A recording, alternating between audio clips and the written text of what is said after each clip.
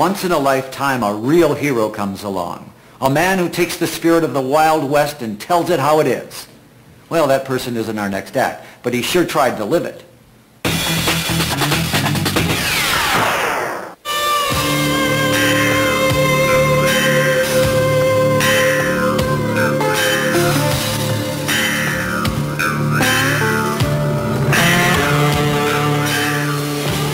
New Jersey, the Essex of America, is a strange place for rock's best-loved cowboy to come from. This part of the US is more Goodfellas than gunfight at the OK Corral. Bon Jovi, a second-generation Italian, didn't learn his guitar slinging in the Wild West. Back home, John had family. My family comes from Sicily, and we don't believe in having someone sign a contract. Our word is our bond. You know what? My sister's coming in tonight. Why don't you have her stop at your house and pick it up on the way in? Bon Jovi's auntie and uncle had a son, John's cousin, Tony Bon Jovi. That's right. He's a top record producer. My son was responsible for what John is today. Well, that's what they claim. But the family knew Tony was the man to help. As a top New York record producer, he'd helped produce Talking Heads, Gloria Gaynor, The Stones, and Springsteen. I was determined to honor my father's wishes by putting everything I had behind developing John as an artist. My wife did his laundry. I mean, it was just one happy family. That's all we were. Supplied him with expenses and singing lessons and clothes and musicians and recording sessions and all of those things that are necessary to develop an artist. I was looking for anything in any way to get him signed. It was very difficult to get John Bon Jovi signed to a major recording contract. In the end, John turned to the dark side of pop. John's first commercial vocals were on the Star Wars Christmas album. And if the snow becomes too deep, just give a little beat. That's right. John Bon Jovi's first ever vocals were on the Star Wars Christmas album.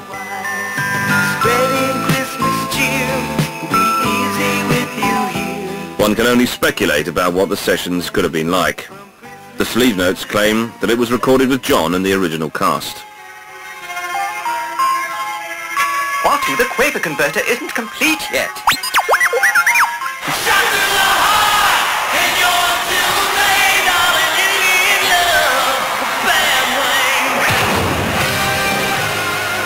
Sadly, R2 and John split over musical differences. In 1985, John went his own way without cousin Tony. He got a record deal, and his debut album exploded. Some critics laughed until the wee ran down their legs. But John became a sensation.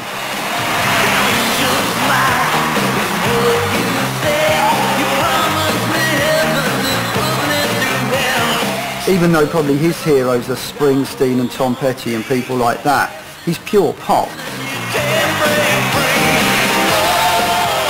Seeing Bon Jovi for the first time was a great shock. There are a few bands around that started to look like that. And in fact, I mean, they weren't the first, but they seem to do it a bit better.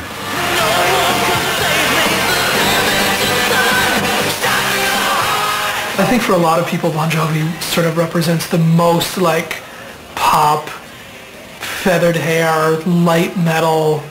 The fact is, they wrote some tremendously strong pop songs.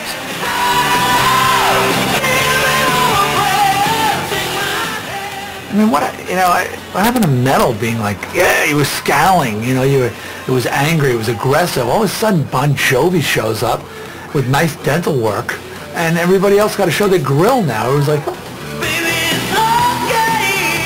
What do you think of the image of John?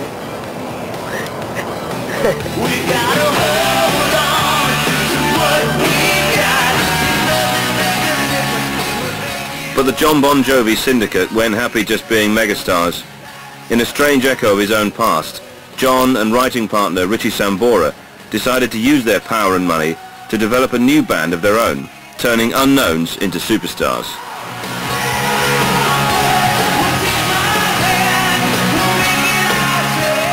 John adopted this young New Jersey band called Skid Row. He set up a publishing deal whereby he gave Skid Row a big break, took them on tours, got them a record deal, but he kept a large proportion, if not all, of their royalties.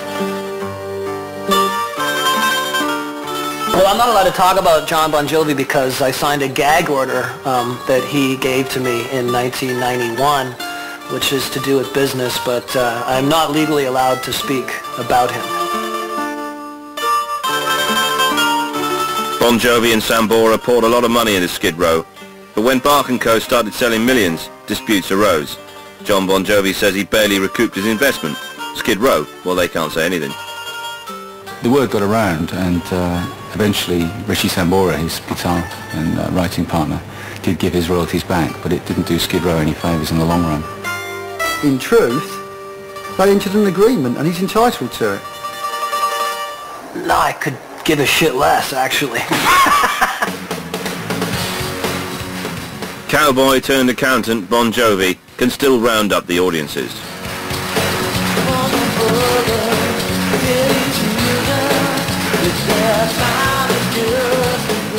Musical changes have kept sales in the tens of millions, and now a career in acting keeps John in the superstar league.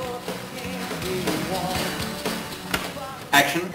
Sometimes you seem so cold, it's like I don't even know you. Maybe you don't. Maybe there's nothing to know. The fact that he's enjoyed the amount of success that he has, it lends credence to the fact that, well, I did a good job and I picked the right person. What I think about him, I'm trying to be a lady.